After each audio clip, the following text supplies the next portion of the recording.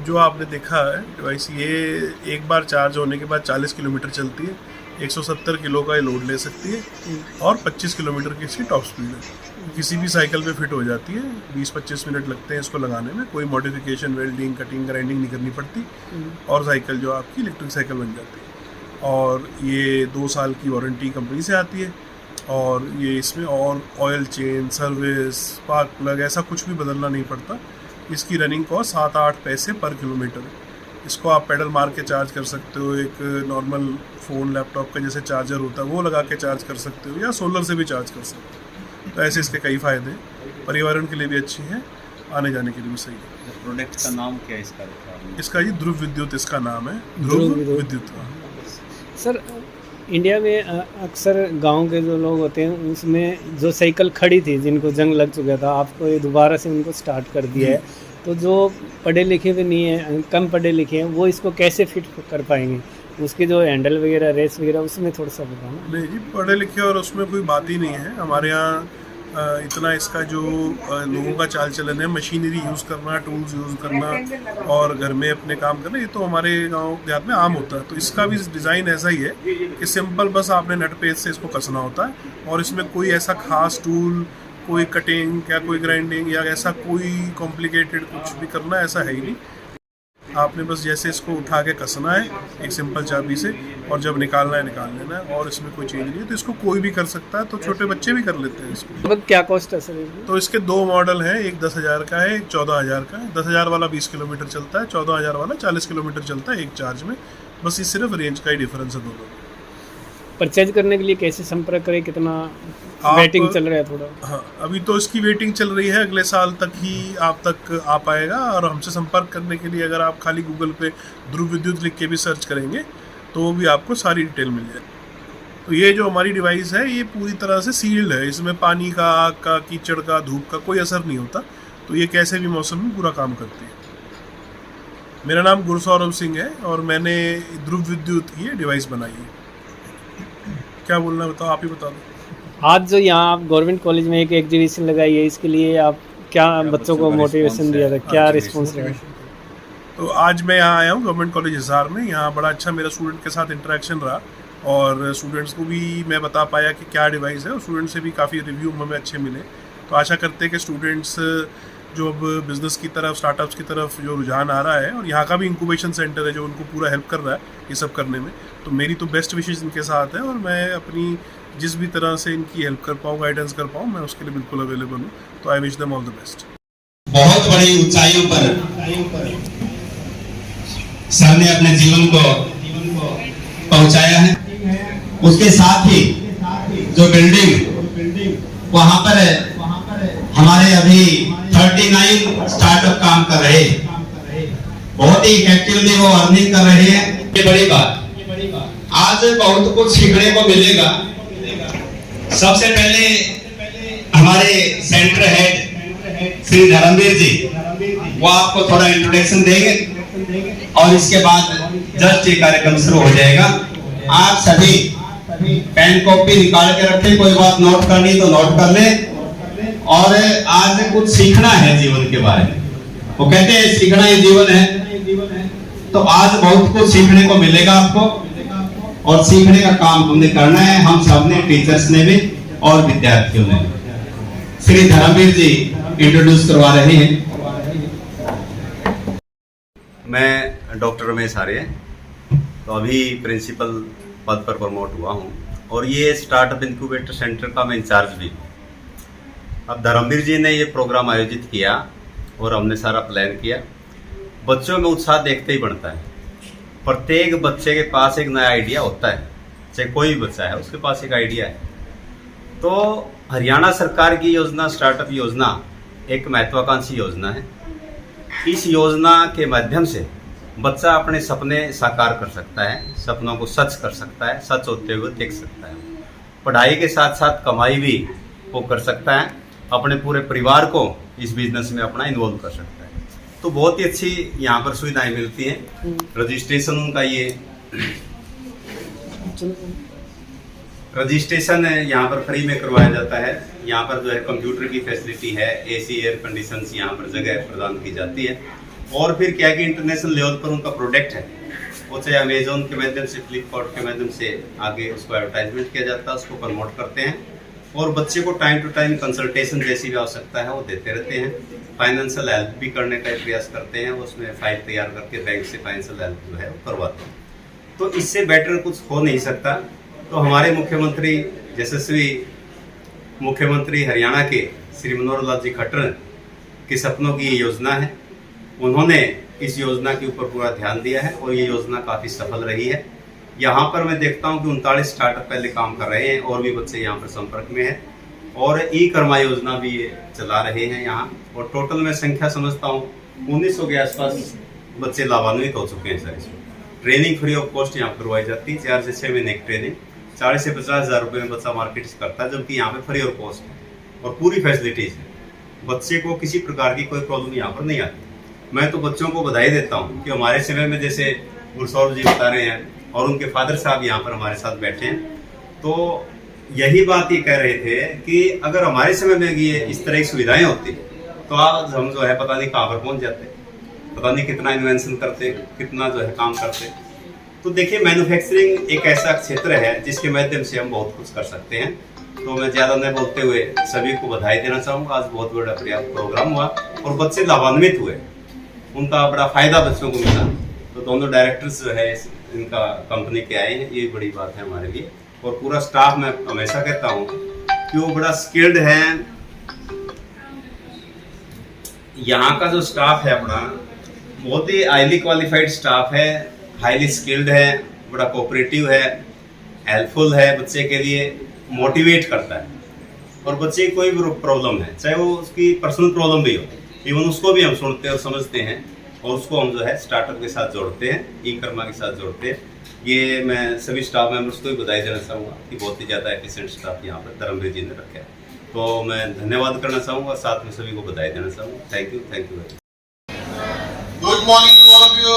Good morning, sir. Great. Acha, see, we all are here. I think you all know that why we are here. To know about the journey of Gurusaurabh ji, he is the co-founder of Dhruv Vidyut. First of all, before starting the session, I would like to welcome Principal Ma'am Deepmala Lohan ji. Right now she is not there. अभी 5 से 10 minute में आएंगे वो. And Gurusaurabh ji and his team, founder of Dhruv Vidyut. And I welcome Surbi, moderator from Kodu, and Dr. Arya sir, convener of startup, and Dipanshu Gandhi from Kodu chief, and Yogeshwar Yadav ji, UPSC topper. So I welcome you all for coming here, and I'll stay the stage with Arya sir. He will process the stage.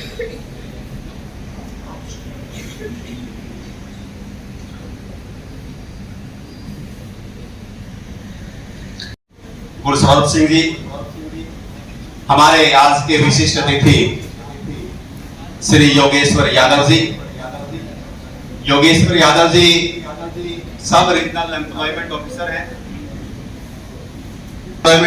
हैं और all India topper हैं। एक बार योगेश्वर जी please आप बच्चों से रूबरू।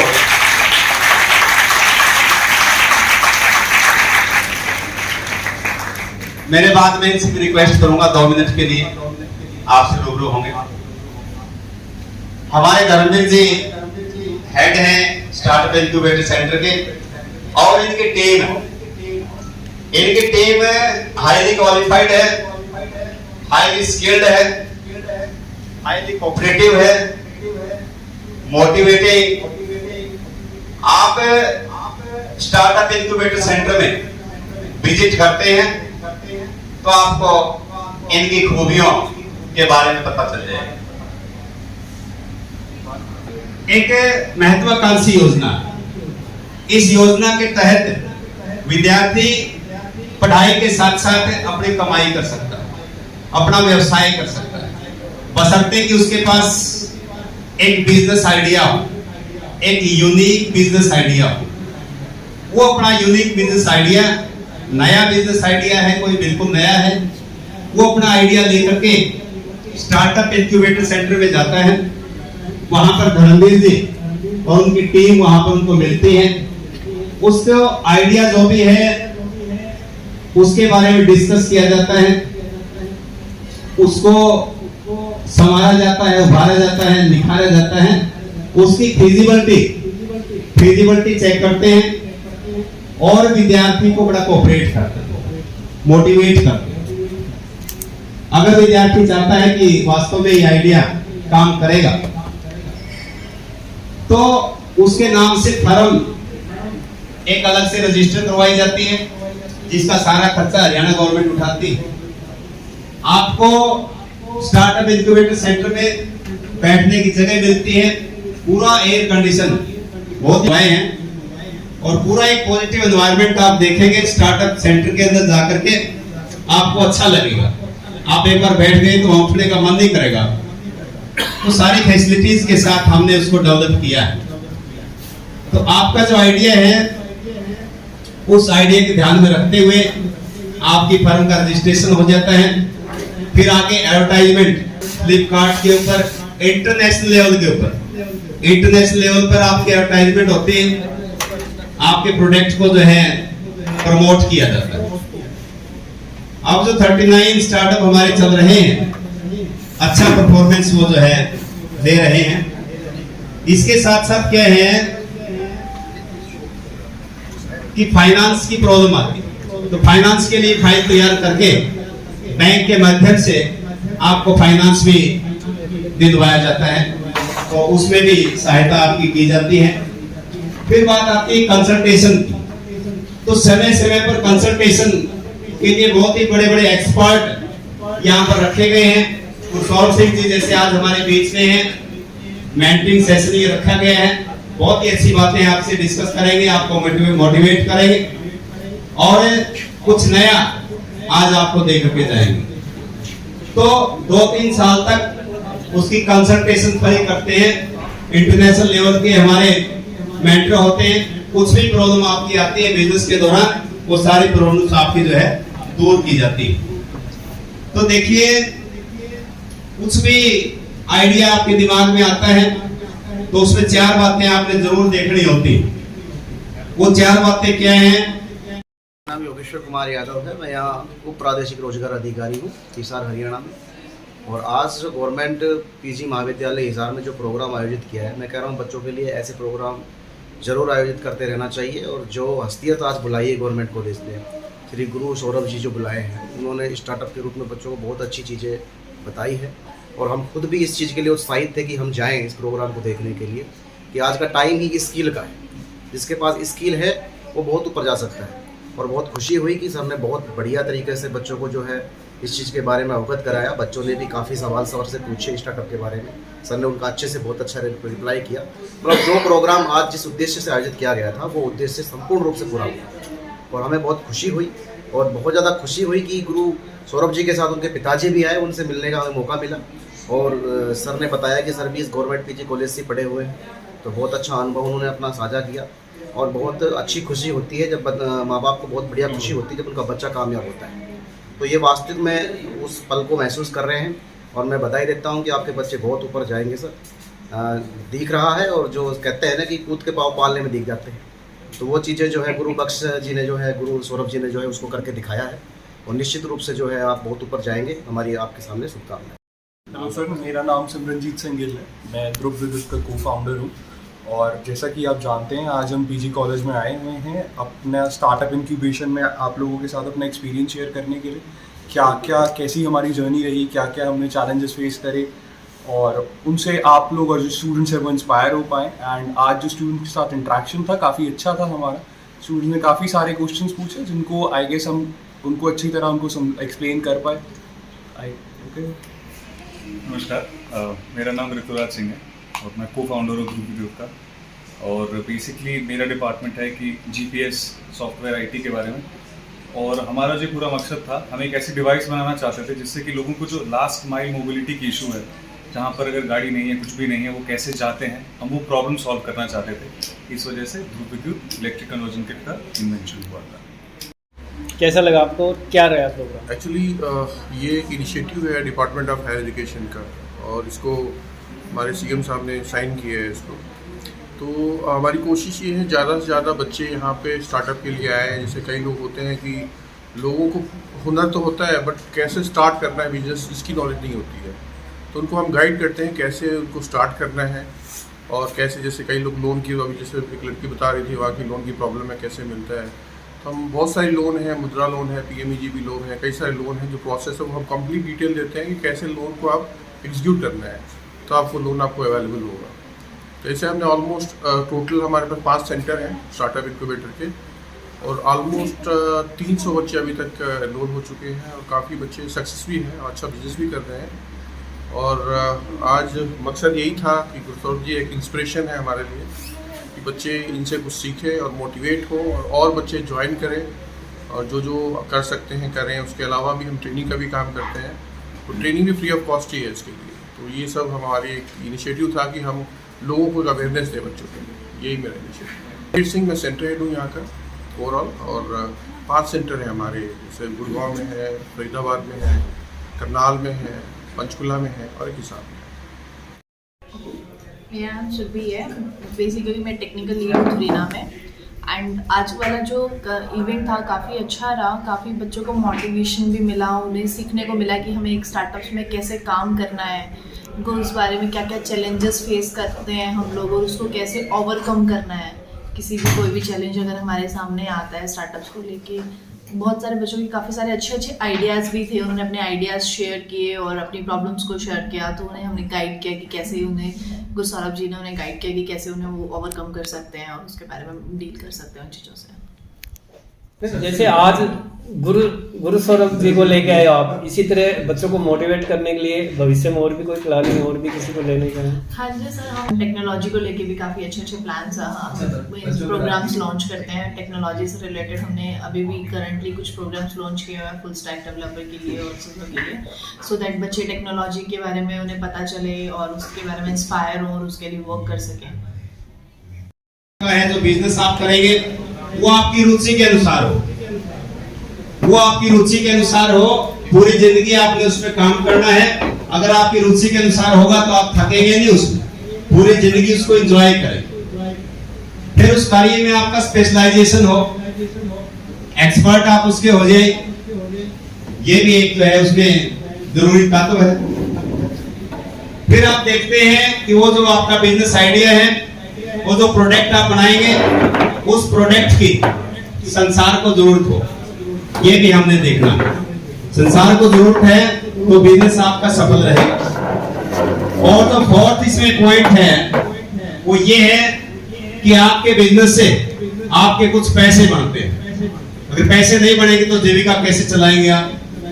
क्योंकि हर व्यक्ति के साथ पेट भगवान ने जोड़कर भेजा है, परिवार साथ में जुड़ा होता है, तो जरूरी। तो ये 4 बातें पर आप जो है खरा उतरते हैं, इन 4 बातों पर खरा उतरते हैं तो समझो वो आइडिया आपका अपना आइडिया है, बढ़िया आइडिया है, उसको आपने वास्तव में प्रैक्टिकल रूप देना चाहिए, व्यवहारिक रूप उसको देना चाहिए। और आसपास आपके जो टीचर्स हैं, आपके जो बड़े बुजुर्ग हैं, आपके जो कंसल्टेंट हैं, सभी से डिस्कस करके उस चीज को हमने आगे बढ़ाना चाहिए। क्योंकि आज देखते हैं आप कि रोजगार देने वालों की जरूरत है, रोजगार लेने वालों की जरूरत नहीं।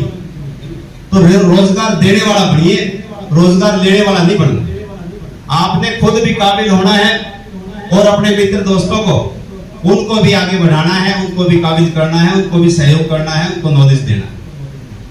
आज आप देखते हैं वर्ल्ड लेवल पर नॉलेज इकोनॉमी में एफिशिएंसी की आवश्यकता है, इफेक्टिवनेस की आवश्यकता है, परफेक्शन के साथ परफॉर्मेंस की आवश्यकता है।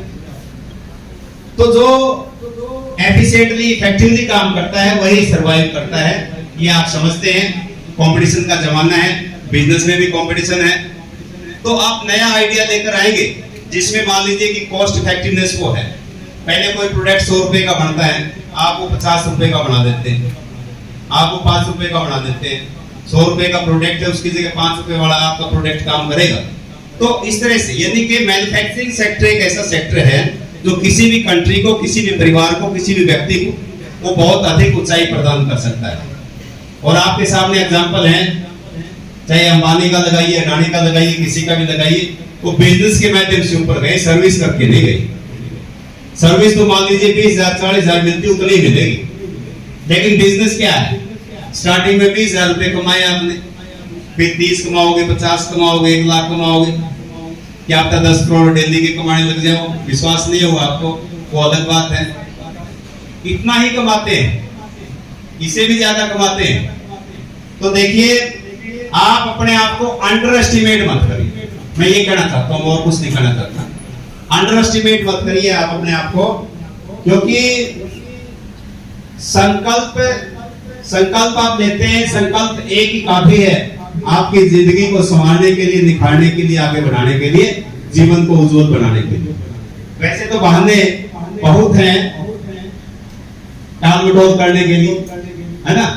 तो संकल्प के साथ, दृढ़ निश्चय के साथ आप आगे बढ़ेंगे तो निश्चय में विजय निश्चित होती है। आप समझते हैं इसरो और जो नासा के बारे में आप समझते हैं, लगभग 17,000 एम्प्लॉइज हैं दोनों में। नासा में 36 से 40% इंडियंस हैं, समझते हो अपनी पावर। और नासा में क्या है और इसरो में क्या है आप समझते हैं, वहां पे लगभग ज्यादा इंडियंस हैं। और चांद पर अब चंद्रयान 3 जो किस तरह से सॉफ्ट लैंडिंग की, किस तरह से हम पूरे वर्ल्ड में नंबर 1 पर आ गए। और भव्या लाल जो एग्जीक्यूटिव डायरेक्टर रही है नासा की, इंडियन ओरिजिन से हैं, उन्होंने बोला है कि अमेरिका का स्पेस में जो वर्चस्व वो 10 से 15 साल में टूट जाए। काफी टाइम पहले बोला, अभी जो है वो टूटता हुआ नजर आ रहा है। तो प्रत्यक्ष को प्रमाण की आवश्यकता नहीं है, आप सब कुछ कर सकते हैं। उनके पास सिर्फ इकोनॉमिक रिसोर्सेज हैं, तो हमारे पास ह्यूमन रिसोर्सेज। तो मैन्युफैक्चरिंग सेक्टर में हम बहुत अच्छा करेंगे। चाइना ने ऐसा किया, वो आगे है, तो हम भी ऐसा करेंगे, हम भी आगे आ जाएंगे। मोबाइल में सेकंड नंबर पर हम हैं। काफी सारे एग्जांपल यहाँ दिए जा सकते हैं, लेकिन क्या है कि समय की थोड़ी पाबंदियां हैं, तो इसलिए थोड़ा बोलना ही ठीक रहेगा। वो कहते हैं कि जिसकी चल गई दुकानदारी तो क्या करेगी तहसीलदारी, समझते हो बात। तो दुकानदारी कैसे चलाएं, तो गुरुजी महाराज आज हमारे बीच में आए हैं। उनके बीच में मैं जो है ज्यादा समय नहीं लेना चाहता, सिर्फ 2 मिनट के लिए हमारे योगेश्वर यादव जी यहाँ पर आएंगे और उसके बाद में अपने मुख्य वक्ता को बुलाऊंगा। यहाँ ध्रुव विद्युत के संस्थापक, और ज्यादा समय ना लेते हुए मैं आप सभी से निवेदन करूंगा कि एक बहुत बड़ा आविष्कार हमारे बीच में आया हुआ है। और स्टार्टअप का आप दुनिया स्टार्टअप के ऊपर चल रही है, आप इतने अच्छे अच्छे आविष्कार करके अपना नाम रोशन कर सकते हैं, अपने खुद की चीजों को आप खुद वैज्ञानिक बन सकते हैं। तो स्टार्टअप आपको बहुत ऊपर लेके जाएगा। और मेरे को भी बहुत आकर्षित हो रहा है सबको देखना सुनना, यहाँ पे बहुत अच्छे सब्जेक्ट के ऊपर ये सेमिनार हो रहा है। तो हम समय ना गवाते हुए श्री ध्रुव सौरभ जी का जो है अभिनंदन करना चाहते हैं। आप सभी क्लेमिंग करिए प्यारे बच्चों। एक बहुत बड़ी हस्ती आपके सामने आई है और उन्होंने किस प्रकार से इस चीज को आविष्कार किया और उसको धरातल पे लेके आए, ये एक बहुत बड़ी कामयाबी की मिसाल है। तो हम सभी इससे मोटिवेट होंगे और मैं सर का धन्यवाद देता हूँ कि समय ना गवाते हुए आप सबका प्रोग्राम शुरू करवाइए। बहुत बहुत धन्यवाद आप सभी। आदाब, नमस्ते, सत श्री अकाल। How are you guys? Are you all excited? Yes, ma'am. So how's the video first?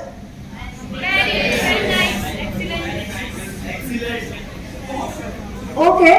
Firstly, I would like to thank Dr. Arya, Placement Cell of Government PG College, and the organizing committee to give me the opportunity on this stage as a moderator. Now, we are going to start a conversation with Mr. Saurabh Singh about their journey. We are going to learn few things from him. So, let's start. Are you guys excited for this? Yes, ma'am. Are you so excited? Very excited. Okay, let's begin. Okay. So firstly, I want to ask you about the journey of yourself, that how you started. What's the idea is that you got like आपको इतना ज़्यादा innovation मिला कि आपने ये idea को present किया and इस पे work किया. What's your journey? We want to know about a bit. भले ही मैं अभी हूँ तो इंजीनियरिंग फील्ड से, पर ना तो मेरे पास इंजीनियरिंग की डिग्री है और ना मेरे पास कोई मैनेजमेंट की डिग्री। इंजीनियरिंग का, मशीनरी का, वेल्डिंग, स्पार्क्स, बड़ी बड़ी मशीन, ये बचपन से जैसे बच्चों को फैसिनेशन होता है, बस वो मेरा फैसिनेशन बचपन से अब तक गया नहीं है, मुझे लग नहीं रहा है जाएगा। तो ये ऐसे मेरा इंट्रोडक्शन है कि मैं कैसे इस फील्ड में आया। ऑफ लेट जो मोबिलिटी की एक प्रॉब्लम है, हम सब लोग देखते हैं, अपने अराउंड फेस करते हैं। कोरोना के टाइम पे जब मैंने इसको ध्यान से स्टडी किया कि प्रॉब्लम इतनी ज़्यादा है मोबिलिटी की, अभी भी इंडिया में 58%, 58% लोग अभी भी साइकिल पे चलते हैं डेली। अब जो साइकिल पे चलता है उसकी ज़िंदगी 5-6 किलोमीटर, ज़्यादा 8 किलोमीटर, इससे ज़्यादा नहीं होती। अब इस बात को अगर हम समझें तो ऐसा लगता है कि कितना भी इंफ्रास्ट्रक्चर डेवलप हो, कितना भी हम प्रोग्रेस करें, अगर किसी की लाइफ ही 8 किलोमीटर में रहेगी तो वो प्रोग्रेस तक पहुंच ही नहीं पाएगा, इंफ्रास्ट्रक्चर तक पहुंच ही नहीं पाएगा। तो ऐसे एक आइडिया मेरे पास आता है कि हमें ये प्रॉब्लम को कैसे सॉल्व करें। बड़े सारे ऑप्शंस हैं सॉल्व करने के, बहुत मोबिलिटी के ऑप्शंस हैं। सबसे सिंपल ऑप्शन क्या है? अगर साइकिल्स ऑलरेडी इतने हैं तो अगर इन्हीं को अपग्रेड करते हैं तो ये सुनने में तो बहुत आसान लगता है, क्या ये किया जा सकता है? तो जैसे एक थॉट आता है, जैसे एक आइडिया आता है, बस ऐसे एक आइडिया कोरोना के टाइम पे मुझको आया, मुझे लगा मुझे इस पे वर्क करना चाहिए और ऐसा भी लगा कि हाँ मैं कैपेबल हूँ इस पे वर्क करने के लिए। तो बस ये एक स्ट्रगल है मेरी, ये एक मेरा एक सोल्यूशन है इस प्रॉब्लम को सॉल्व करने के लिए। तो ये जो आप देख रहे हो ये प्रोडक्ट, तो ये मुझे लगभग 2.5 साल लगे इसको डेवलप करने में, तो ये अब पूरा डेवलप होके अपने लास्ट स्टेजेस में है। So wish me all the best. All the very best for your product, sir. Okay, our next question is, we want to know about the challenges. Like, अभी ये सब young entrepreneurs हैं, इनके mind में बहुत सारे doubts हैं, uncertainties हैं, और every product founder के भी माइंड में ये सब होता है स्टार्टिंग में। तो आपने भी कोई ऐसा मोमेंट फेस किया है? आपको क्या चैलेंजेस आए और आपने कैसे उसे पुश अप किया और उसे एक अपॉर्चुनिटी में चेंज किया?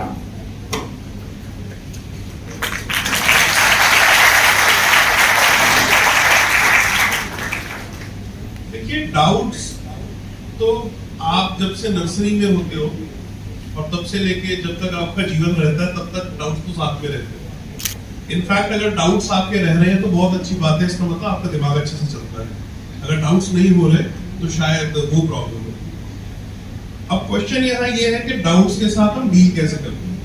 मुझे तो आज भी डाउट्स होते हैं, बहुत सारे डाउट्स हैं, कल भी थे, कल थोड़े अलग थे, वो सॉल्व हो गए, आज और बड़े डाउट्स आ गए, कल और बड़े हो जाएंगे, उनके कॉन्सिक्वेंसेस और ज्यादा बड़े हो जाएंगे। तो how do we deal with such a thing? हर एक का डाउट के साथ डील करने का, चैलेंज के साथ डील करने का अलग अलग तरीका होता है। एक बेसिक तरीका डाउट को पहले समझना होता है। डाउट कभी भी ना अकेला नहीं आता, डाउट अपने चेलों को साथ लाता है। और डाउट के चेले पता कौन होते हैं? छोटे छोटे डाउट। हमें कभी भी इंडिविजुअल डाउट नहीं रहा। लेट्स से आप स्टार्टअप चलाना चाहते हैं, उसके लिए आपके पास डाउट होंगे, या ऑलरेडी चला रहे हैं तब भी होंगे, क्या ये स्टार्टअप चलेगा कि नहीं, जॉब कर लेता तो अच्छा रहता, हायर स्टडी में चले जाता तो अच्छा रहता, कनाडा चले जाता तो ठीक नहीं था, पापा ने तो कहा भी था, फलाना तो चला भी गया।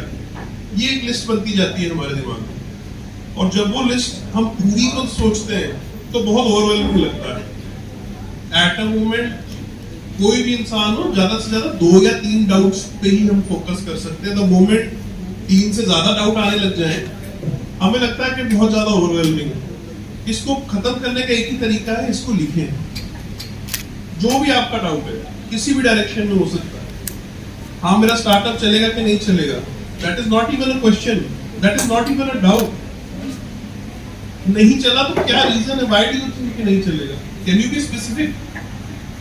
आपका डाउट अगर यहीं तक ही नहीं पहुंच पा रहा, सोच तक, जो डाउट है वो है क्या, जो आपका क्वेश्चन है तो वो क्वेश्चन है क्या। आपका डाउट क्या 5 सेकंड में आप किसी को बात करके पूछ सकते हो? अगर ये बात यहाँ तक की नहीं पहुंची है, then you are not working on your doubt. Doubt ऐसे ही क्लियर हो जाते हैं। आप स्टेप 1 लीजिए, जितने भी डाउट हैं आपके 5, 10 व्हाटएवर, और किसी भी विषय में डाउट हो सकते हैं, क्या आप उनको पेपर पे लिख सकते हैं एक एक पॉइंट करके अपने लिए? आप देखेंगे जैसे ही लिखने लगोगे 3 या 4 के बाद तो जाएगा ही नहीं आएगा, क्योंकि वहीं पे आपके डाउट्स एक तरह से क्लियर हो जाएंगे, आपका टारगेट बहुत छोटा दिखने लगेगा। That is step 1।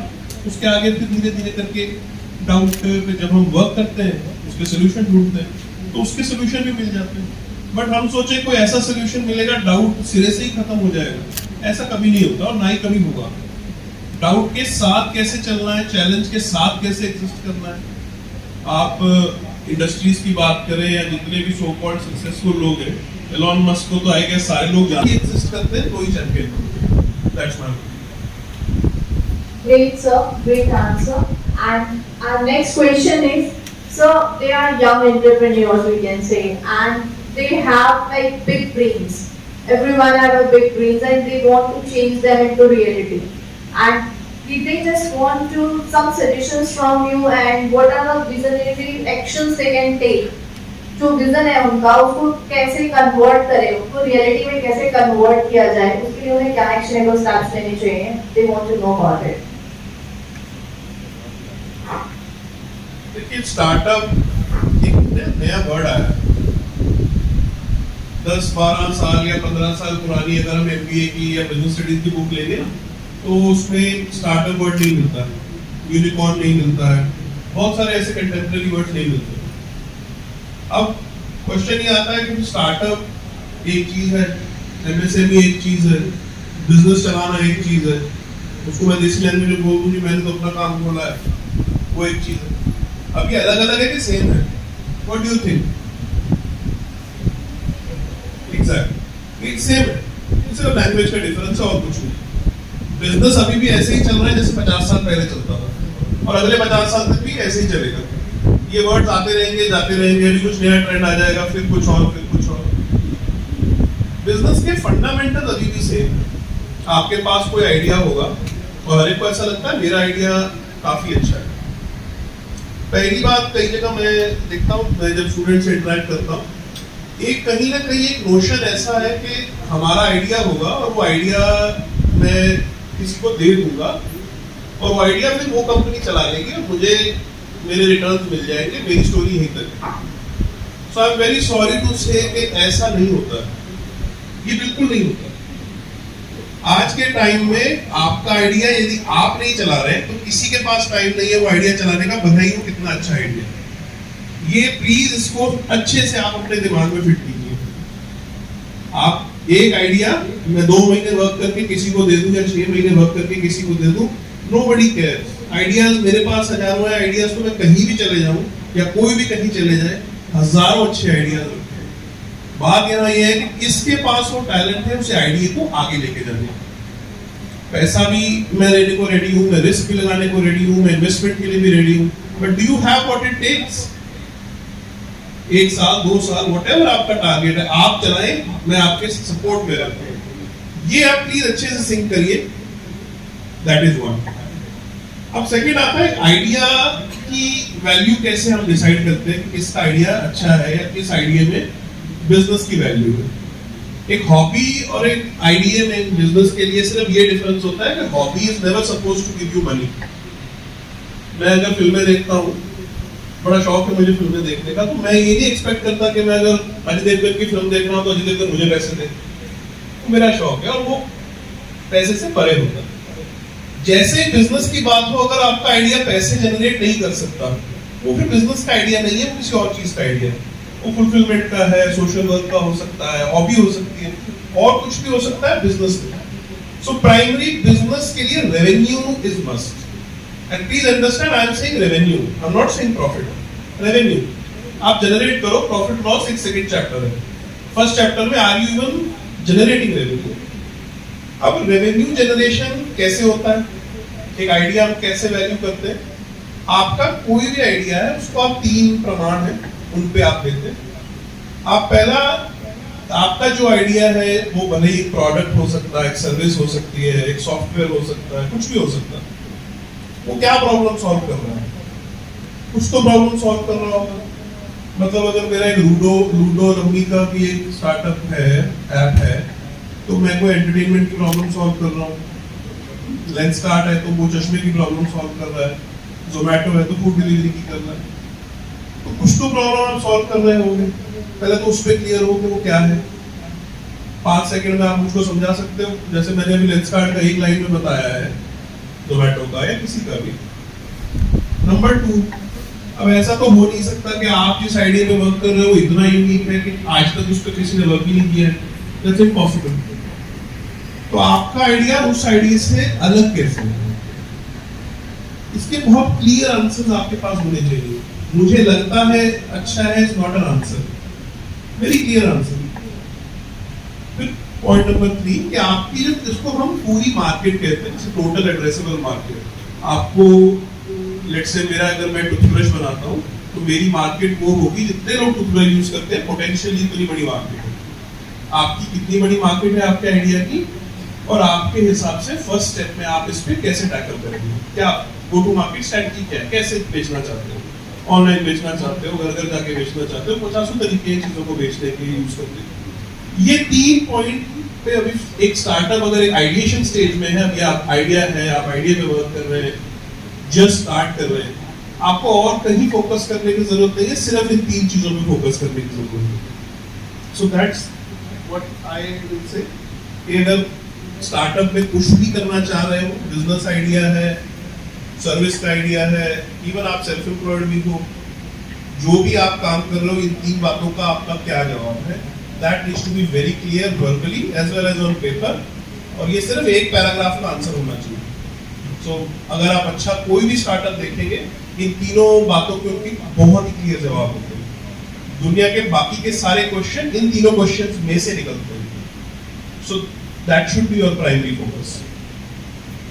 बोला कि हमें अपने प्रोडक्ट का हमें पता होना चाहिए, हमें अपने आइडिया का पता होना चाहिए, what we want to do exactly, and we can explain it in 1 or 2 sentences basically, ताकि सब सामने वाला सुने तो उसे एक्साइटिंग लगे और वो उसे जानना चाहे और उसके बारे में एक्सप्लोर करना चाहे। अदरवाइज उसे बोरिंग लगेगा तो वो आगे प्रोसीड नहीं करेगा।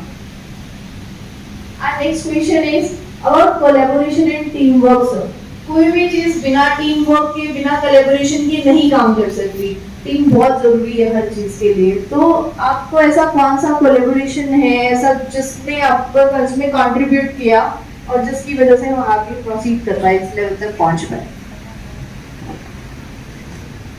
देखिए, टीम वर्क तो of course not just startup के लिए बट बहुत सारे लाइफ के हिस्सों में टीम वर्क बहुत इंपॉर्टेंट है। और टीम वर्क हम स्कूल कॉलेजेस से ही सीखने लग जाते हैं।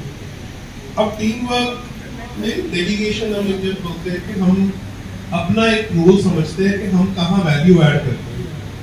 एक कोई स्टार्टअप फाउंडर है या अगर आप कुछ भी कर रहे हैं, अपना आपका वेंचर है, अब you can not be best in everything. Finance भी मेरे को अच्छे से आता है, मुझे मैन्युफैक्चरिंग भी बहुत अच्छे से आती है, मैं सब एस्पेक्ट्स में सुप्रीम हूँ। This is not just possible. तो पहले तो हम ये आइडेंटिफाई कर लेते हैं कि हमारी स्ट्रेंथ क्या है। मेरी पर्सनली, बिकॉज मैन्युफैक्चरिंग एक मेरा बेंट ऑफ माइंड है, इंजीनियरिंग है, अब जितनी वैल्यू मैं वहां ऐड कर सकता हूँ, हो सकता है मैं फाइनेंस में उतनी नहीं कर सकता, कोई काम करता इनिशियल। ये काफी आगे जाके वर्क डिवाइड होते हैं, डेलीगेट होते हैं, एक तरह के डिपार्टमेंट्स बनते हैं, but that's at a very later stage, जबकि आपका स्टार्टअप अच्छा खासा मोमेंटम ले चुका है। Initially you should have and a founder should have. आप कर नहीं रहे हो, मैं फाइनेंस में वैल्यू ऐड नहीं कर सकता, डजंट मीन कि I don't know how finance works. If I want, I can run finance, but not as well as you might do it or he might do it. So initially, please be ready कि हर जगह पे आपको जैसे पुल किया जाएगा, कोई आज मेरे को फाइनेंस थोड़ा सा वैल्यू डालना, आज मुझे यहाँ, आज मुझे यहाँ, और जैसे जैसे एक स्टार्टअप आगे आगे चलता है, हमारे पास टैलेंट काफी है। आपके फ्रेंड सर्कल्स में से, आपके नोन में से लोग जुड़ जाते हैं आपके साथ, जहाँ पे आप वैल्यू नहीं ऐड कर सकते वहाँ वो लोग ऐड, तो that is not that difficult of a job. That's all. So, how are you guys? Are you excited? You look like that bored हो रहे हो? आपके फेसेस से तो ऐसा ही लग रहा है कि आप लोग बिल्कुल बोर हो रहे हैं। आई am not interested in entrepreneurship. किसी के पास कोई स्टार्टअप का आइडिया है किसी के माइंड में? कौन करना चाहता है स्टार्टअप? एनीवन? कोई भी इंटरेस्टेड नहीं है? What's your name? Ritika. Ritika. Okay. Tell me about your idea. मुझे कंपनी खोलनी है तो मुझे वर्कर्स ऐसे चाहिए। मैं कॉमर्स स्ट्रीम से हूँ तो मैं इंजीनियरिंग वाली साइड तो जा नहीं सकती।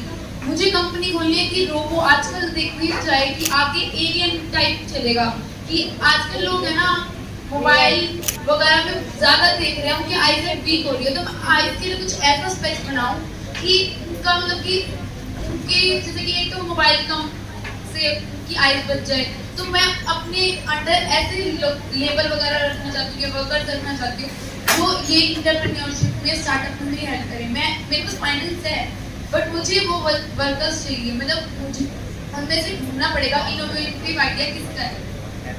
जो आपने आइडिया दिया स्पेक्स का, वो अमाउंट में नहीं है ना, वो ऐसे अमाउंट में है जो कोई परचेज नहीं कर सकता।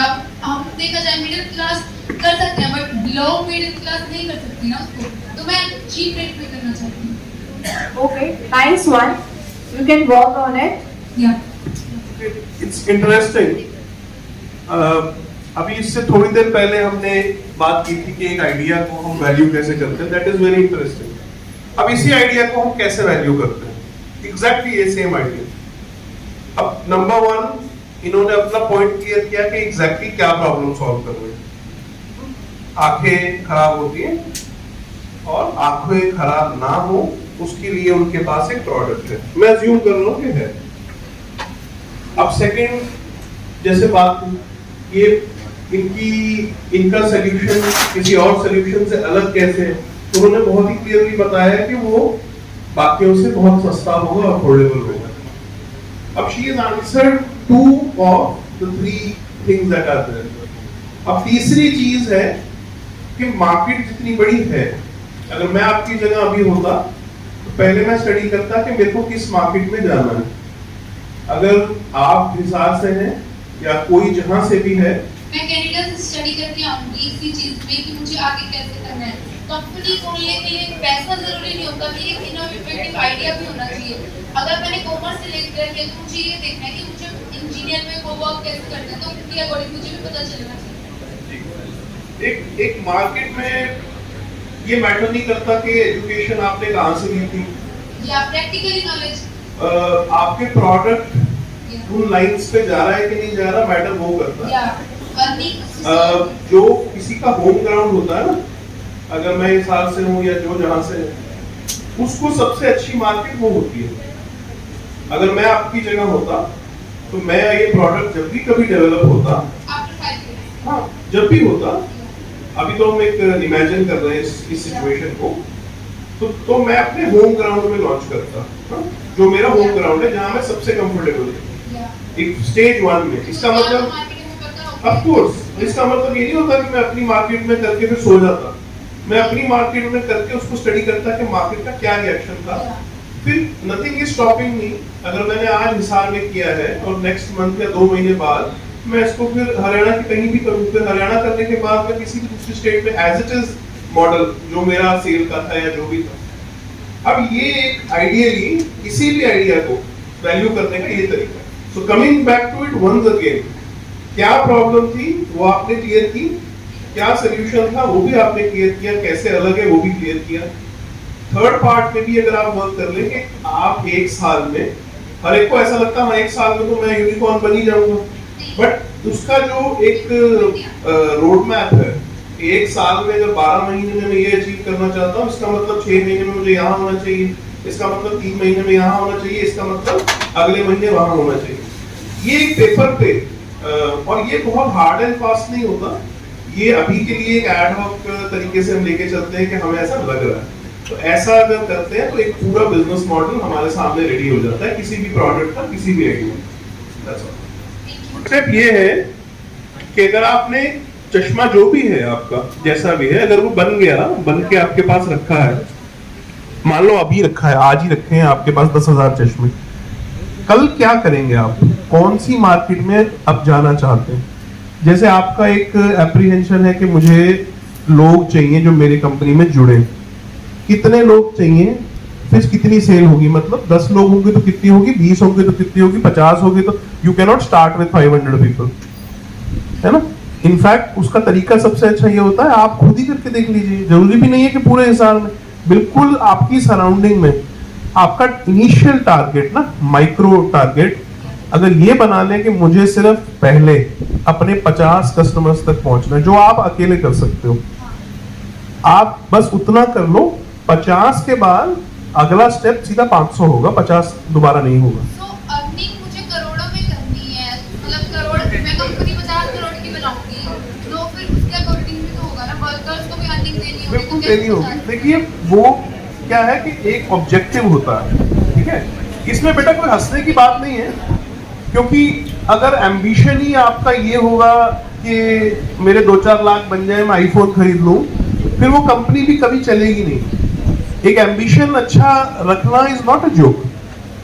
अभी आपका एक एम्बिशन है और इनफैक्ट अभी आप उस पर नंबर नहीं लगा सकते ये बोल के, क्योंकि जितनी बड़ी, देखो coming back to the fundamentals once again, आपको ये स्टडी करना है कि आपकी एड्रेसेबल मार्केट, जिसको हम TAM बोलते हैं, which is total addressable market, कि दुनिया में जितने भी, या इंडिया में या हिसार में जितने भी लोग चश्मा लगा रहे हैं, अगर सारे आपका चश्मा खरीद ले तो एक लिमिट आ जाएगी ना, कि अब तो बचेगा ही नहीं को खरीदने के लिए। तो वो क्या है, what is the upper limit, that is called addressable market. अब अगर एड्रेसेबल मार्केट मेरी हिसार में 1 लाख लोग चश्मा लगाते हैं, दैट मीन्स मैं सबको बेच दूं तो भी 1 लाख बिकेंगे, राइट, उससे ज्यादा नहीं बिक ही नहीं सकते हैं। तो अब मैं सबको तो नहीं बेच सकता, तो उसमें से क्या रियलिस्टिक, वन सेकेंड, देखिए किसी की भी करेंगे उसकी मार्केट्स ऐसे ही बनती जाएंगी। तो हम एक रियलिस्टिक आते हैं कि मेरा सेल्स का टारगेट क्या है, मतलब अगर 1 लाख लोग चश्मा लगाते हैं और आप अकेले ने 10% मार्केट ऑक्यूपाई कर ली, जो कि बहुत बड़ा नंबर है, बहुत ज्यादा बड़ा नंबर है 10% किसी मार्केट को ऑक्यूपाई करना, तो दैट मीन्स 10,000 चश्मे हुए, ठीक है। तो 10,000 चश्मे आपको करने हैं एक टाइम पीरियड में, whether it is 2 years, whether it is 1 year। Initial stages पे आपका टारगेट सेल्स से मतलब होता है रेवेन्यू से, ना कि प्रॉफिट से। आपका टारगेट 10,000 चश्मे बेचना है, भले ही आप बेयरली ब्रेक इवन करें, भले ही आपको 0 प्रॉफिट हो, आप नो प्रॉफिट नो लॉस में चले, या थोड़ा बहुत लॉस भी हो इनिशियली, बिकॉज आपने जब 10,000 कस्टमर अक्वायर कर लिए, उसका नेक्स्ट स्टेप ऑटोमेटिकली 50,000 कस्टमर्स होगा ही होगा, आपकी प्रॉफिटेबिलिटी तब हो जाएगी। तो why are you even drawing a line at 50 crores, maybe it will be 500 crores। So target is not supposed to be what money you want to earn, okay? Target is supposed to be numbers, figures. कितना बेचना चाहते हो, कितनी market occupy करना चाहते हो। आपने अगर 10% मार्केट ऑक्यूपाई कर ली, आप पहले इसका एक फिगर निकालो ना, वो कितनी होगी। मेरे हिसाब से सिर्फ हिसार की चश्मे की 10% मार्केट शायद 1000 करोड़ होगी। सो ये इसी को ही वर्क करना कहते हैं। ऐसे ही हमारे प्लान्स ना बनते हैं, जिसमें हम इमीडिएट अपना अगला स्टेप, फिर उसके बाद सेकंड स्टेप, 3 महीने में क्या चाहते हो, 6 में क्या चाहते हो, 50 करोड़ कमाना चाहते हो, तो डोंट पुट अनरियलिस्टिक कि नहीं मेरे को बस अगले महीने ही चाहिए। आपका अगले महीने प्रॉफिट छोड़ो, सेल्स क्या करना चाह रहे हो, 10,000 चश्मे बनाने के लिए क्या क्या चाहिए, वो कहाँ से आए, लाइक दैट। ऐसे हम ना बैकवर्ड इंटीग्रेशन जिसको बोलते हैं, रिमाइंड करते हैं, तो आप आ जाओगे। और माइक्रो स्टेप जो है कि आप अगर अगले महीने कुछ करना चाहते हो, तो आप उसको बहुत छोटे नंबर पे भी ला सकते हो, विच कैन बी 100, सिर्फ 100 चश्मे, वो आप अकेले कर सकते हो, अपने घर से कर सकते हो, आपको किसी की जरूरत नहीं है। आप अगर 100 चश्मे बेच के 100 कस्टमर्स की रिव्यू लेके यहाँ पे आए, या किसी बैंक में जाए, या किसी इन्वेस्टर के लिए जाए, आपका केस एकदम सॉलिड होता है। अभी ये सिर्फ बात है, ऐसा हो जाएगा वैसा हो जाएगा, लेकिन अगर 100 भी कर दिया, अब वो खाली बात नहीं है, वो रियलिटी है। तो 100 को 1000 करना इज मच इजी, 0 से 100 आना is the most difficult part, right? Thank you.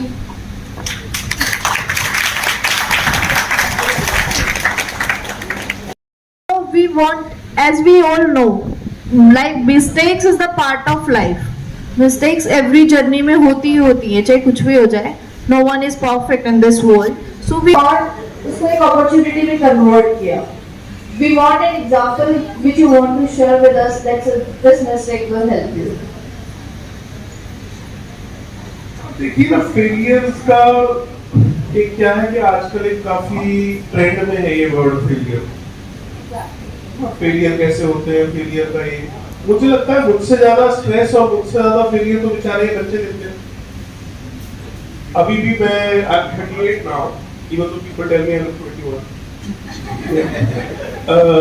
अभी भी ना कई बार सोते सोते मेरी नींद खुल जाती है कि वो मेरा पेपर है, मेरा रोल नंबर मिल नहीं रहा, मैं लेट हो गया, मेरा पेपर मिस हो जाएगा। फिर मुझे याद आता है ये सब तो मैं कर चुका हूँ कब से, और ये कम से कम 15-16 बार ये सेम सपना मुझे आया।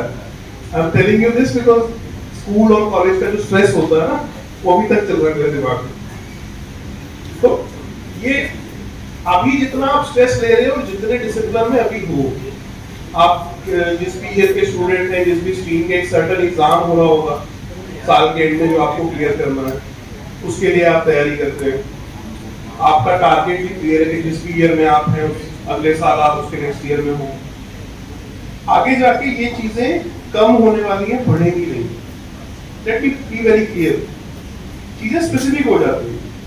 अभी कई जगह पे आपका स्ट्रेस डिवाइडेड है, आगे जाके एक सिंगुलर जगह पे हो जाता है। सो पहली बात तो you will be much capable and able to handle any situation. इससे ज्यादा स्ट्रेस नहीं होगा, इससे कम होगा। अब सेकंड आता है फेलियर। अब लेट्स से आज यहाँ पे कोई इंजीनियरिंग बैकग्राउंड से है या इंजीनियरिंग के किसी कोर्स में है, आप है, मान लो अनफॉर्चुनेटली इस साल अगर आपका एग्जाम क्लियर ना हो, राइट, तो आप क्या करेंगे? कुछ तो सोचा होगा ये कर सकते हैं, दोबारा देते हैं, होंगे सबके पास। ये ऐसे ही चलता है। इसको हम रिस्क असेसमेंट और रिस्क मिटिगेशन कहते हैं। जो भी रिस्क है, फेलियर का है, किसी प्रॉब्लम का है, पहले हम उसको असेस करते हैं कि वो क्या है। यहाँ फेलियर, लेट्स से जैसे मैं एग्जांपल में बात कर रहा हूँ, एक आ रहा है कि अगर मैं फेल हो गया तो क्या। तो फेलियर इन एकेडमिक्स फेल होना इज द रिस्क। और इसको मैं मिटिगेट कैसे करता हूँ? इससे यदि ये होता है तो मेरा बैकअप प्लान इमीडिएटली ये है। सो जैसे जैसे ये लाइफ निकल के बिजनेस में आप आ जाएंगे, स्टार्टअप में आ जाएंगे, ये एक वे ऑफ लाइफ बन जाता है। और बड़े बड़े बिजनेस इसी के बेसिस पे चलते हैं। बहुत कुछ, जैसे कोरोना कोई प्रिडिक्ट नहीं कर पाया था, और कोरोना में क्या क्या हो जाएगा और उसका ड्यूरेशन क्या होगा, किसी ने प्रिडिक्शन नहीं की थी। बड़ी बड़ी कंपनियां, एक छोटे छोटे हम सोचते हैं कि हमें कितना प्रॉब्लम आ रहा है, जो कंपनियों में 8,000, 10,000, 15,000 लोग काम करते हैं, उतनी बड़ी बड़ी ऑर्गेनाइजेशंस ने फंक्शन कैसे किया? तो there is something called a continuity plan. हम एक कंटिन्यूटी प्लान बना के रखते हैं कि यार अगर ऐसा हो गया तो मैं ऐसा कर लूंगा, ये प्रॉब्लम आई तो मैं ऐसे फेस कर लूंगा, ये प्रॉब्लम आई तो मैं ऐसे फेस कर लूंगा। तो ये प्रॉब्लम हमें इतनी बड़ी नहीं लगती है। जैसे मैंने शुरू में कहा ना, डाउट हमेशा 2-3 एक साथ आते हैं। फेलियर भी हम ऐसे ही सोचते हैं, मैं फेल हो जाऊंगा, फिर पढ़ाई छूट जाएगी, फिर ऐसा हो जाएगा, फिर मैं बहुत बिगड़ जाऊंगा, ऐसा हम एकदम सोचने लग जाते हैं। बिकॉज अगर हम उसको ब्रेक करके रखें तो उसके बैकअप प्लान हमारे साथ रहेंगे। एंड फॉर्चुनेटली मैं जैसे दोबारा बोल रहा हूँ, आप सब लोग ये ऑलरेडी कर रहे हो, you are doing it already in your colleges, with your exams, with your degrees. इसी को एज एन कंटिन्यू रखना, ये कोई बहुत बड़ा काम नहीं है। बहुत ही जल्दी ये सिंक इन हो जाता है। जैसे ही कोई फेलियर का हमें डर होता है और हम उसके 2 प्लान सोच के रख ले अपने पास कि अगर हो भी गया तो मैं ऐसे कर लूंगा, फिर वो चैलेंज इतना बड़ा लगता नहीं। बट ये सोचना कि फेलियर, चैलेंजेस, डाउट्स आना बंद हो जाएंगे क्योंकि हम इतने डेवलप हो जाएंगे, that is just not possible. आपके सामने ये कभी हम एग्जांपल चश्मे की बात कर रहे थे, आज वो डाउट्स छोटे हैं क्योंकि हम 100, 200, 500 चश्मों की बात कर रहे हैं। फिर वो 50,000 चश्मे हो जाएंगे, फिर वो 1 लाख भी हो सकते हैं, फिर वो 10 लाख। तो चैलेंज और प्रॉब्लम भी उसके साथ वैसे बड़ी होती जाएगी। आज वो प्रॉब्लम हजारों से सॉल्व होती है, कल वो लाखों से सॉल्व होगी, फिर वो करोड़ों से सॉल्व होगी। तो we can not eliminate problem हो गई, बट आप इतने अच्छे से प्रिपेयर्ड हो उसके लिए, आप रेडी रहिए कि हाँ ये डाउट और फेलियर है, डाउट और फेलियर के लिए मेरा आंसर क्या है। If you are ready like that, then nothing can stop you.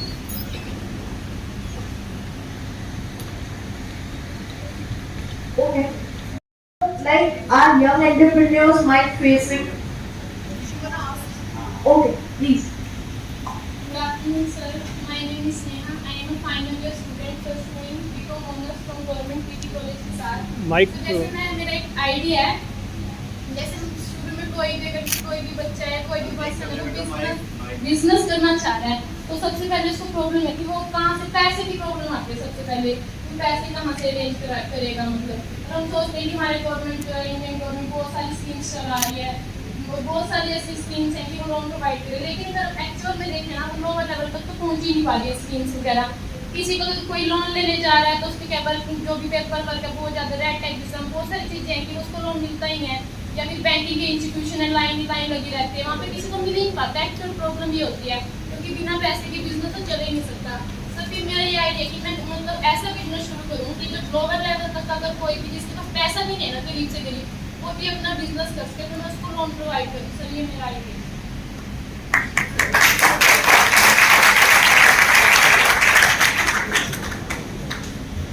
ये ना दो पार्ट में आपका क्वेश्चन है।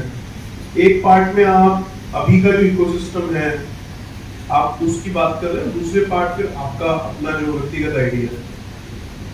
देखिए क्या है कि किसी से पैसे लेना ना, सिरिंज से खून निकालते ना, ऐसा होता है। ये इतना आसान होता फिर सब लोग लेके कर चुके होते। एट द सेम टाइम एक जो बैंक है ना, आपने बैंक का एग्जांपल दिया, मैं खाली बैंक की बात करूँ। बैंक चलता ही आपके दिए हुए इंटरेस्ट पे है। वो अगर लोन देना बंद कर दे तो वो बंद हो जाएगा। अब ये कितनी कॉन्ट्राडिक्टरी बात है, मतलब लोन वो देना नहीं चाहते लेकिन ना दे तो बंद हो जाएंगे, तो वो फंक्शन कर कैसे रहे। तो प्रॉब्लम यहाँ बैंक की नहीं है, एंड यहाँ मेरी ओपिनियन आपसे अलग है। मेरा पहला लोन ना मैंने 10 लाख का लिया था सर्वा ग्रामीण बैंक में। हाँ, चक्कर कटवाए थे उन्होंने अच्छी खासे, ये पेपर लाओ वो पेपर लाओ, फिर मैं भी लगा चलो ठीक है देखते हैं कहाँ तक चलता है, हो गया था। देखिए बैंक में लोन अप्लाई जब कोई करता है ना, तो कुछ डॉक्यूमेंट्स चाहिए।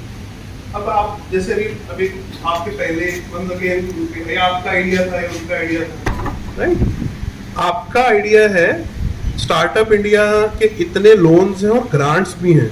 ग्रांट है कि जो वापस ही नहीं करनी होती है, ऐसा नहीं है कि सरकार के नहीं है।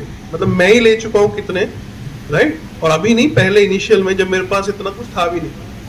बहुत लोगों को मैं जानता हूँ जो ले रखे हैं। बहुत सारी संस्थाएं ऐसी हैं जो आप करना चाह रहे थे ना, ये ऑलरेडी लोग कर रहे हैं। वो अलग प्रॉब्लम कर रहे होगे, आप अलग प्रॉब्लम सॉल्व करोगे, जिसमें वो आप वही गाइड करते हैं, कंसल्ट करते हैं, हेल्प करते हैं। अब एक आइडिएशन, जो मैं आपको इनिशियली एक बात कही ना कि जितना जल्दी आप रेवेन्यू पे आओ।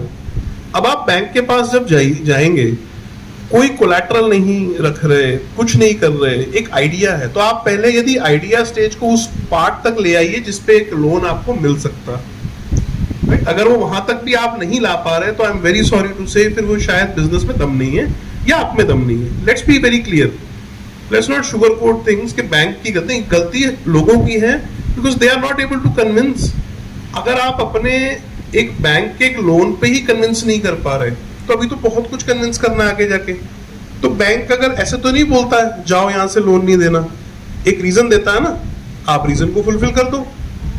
मेरा क्वेश्चन है, जैसे आपने बोला कि आपको लोन मिल गया था, लेकिन सर आप जैसे आपको बहुत सारी नॉलेज, आप पढ़े लिखे हो, लेकिन जैसे आप पढ़े लिखे, ये मत बोलिए आप सब पढ़े लिखे तो है पढ़े लिखे सर। जैसे आपकी बात करें, हमारे जो इंडिया है उसके अंदर 6 लाख से भी अधिक गाँव है सर।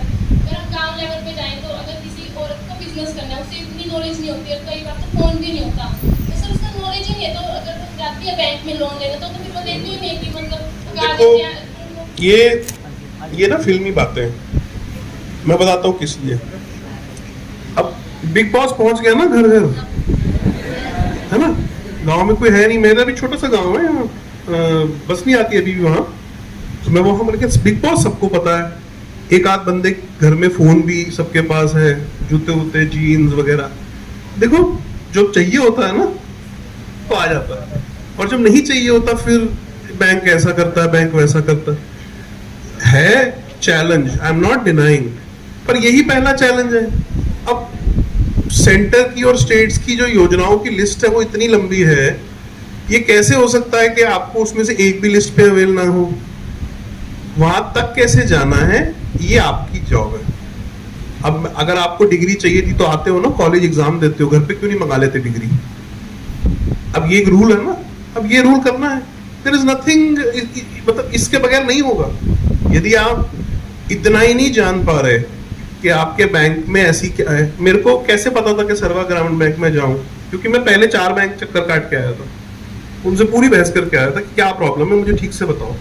रिजेक्ट हुआ था, ऐसे इन्हें तो मुझे भगा दिया था। यही चाहती हूँ कि मतलब उनको चक्कर ही ना काटने पड़े ना सर, जैसे देखो उसके लिए पहले आप चक्कर काटेंगे ना तो समझेंगे क्या प्रॉब्लम है, और एक अपना वो आपका इवेंचुअल आप चाहते हो कि जब भी आपका काम हो जाए, जब भी आप अपना स्टार्टअप में जो अचीव करना चाहते हो वो अचीव कर लो। आप देखिए जब तक पहले खुद की हेल्प नहीं करेंगे ना तब तक किसी और की नहीं। आपका आइडिया बहुत अच्छा है, इस पे बहुत लोग ऑलरेडी भी हैं, आप एक बार स्टडी कीजिए, आइडिया बहुत अच्छा। वैसे मैंने शुरू में कहा ये 2 पार्ट का क्वेश्चन है, मैं पहला पार्ट आंसर कर रहा हूँ। यहाँ पे कोई जनता अगर ये बोले कि मैं छोटे गांव से हूँ, शहर से हूँ, मेरे को इसलिए मैं स्टार्टअप नहीं चला सकता, मैं इंग्लिश नहीं बोलता मैं इसलिए नहीं चला सकता, मैं इसलिए नहीं कर सकता, मेरे पास डिग्री नहीं है, ये आज की डेट में बहाने हैं। आपको मैं भी सब बंदों में से चैलेंज करता हूँ, मुझे कोई उठ के बताए एग्जैक्टली कि आपके हिसाब से होना या किसी कम्युनिटी से होना या आपके पहनावे से या आपके बोली से एग्जैक्टली क्या प्रॉब्लम आ रही है आपके अगले स्टेप में। I challenge anybody to stand up here and say this. अगर होती तो मैं खुल के बोलता, ये प्रॉब्लम नहीं है, ये एक चैलेंज है, आप उसको ओवरकम कर लेते हो। तो इनिशियल चैलेंजेस से ये बोलना, ये बहाने करना बहुत इजी है।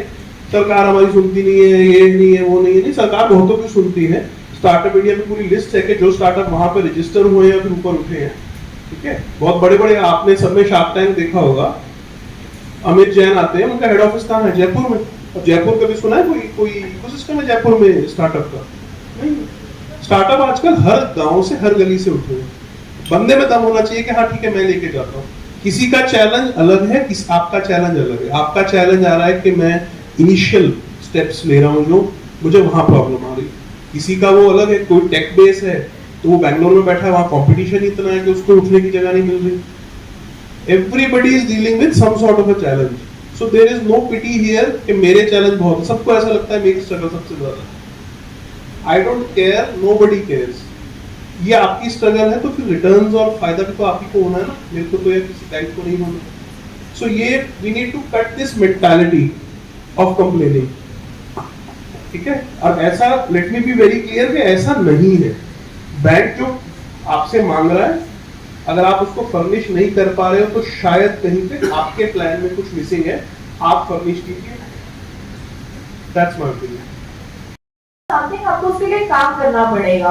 अगर मैं इस एक्सक्यूजिंग के पेट्रोल सॉरी मुझसे तो नहीं होगा, हो ही नहीं पा रहा है, मुझे रिसोर्सेज नहीं मिल रहे, मुझे ये नहीं मिल रहा, तो मैं काम नहीं कर सकती। वी हैव टू, हमें उसके लिए बूस्टअप करना पड़ेगा अपने आप को भी और मार्केट को, देन हम लोग उस चीज पे काम कर सकते हैं। चैलेंजेस हर फील्ड में आएंगे।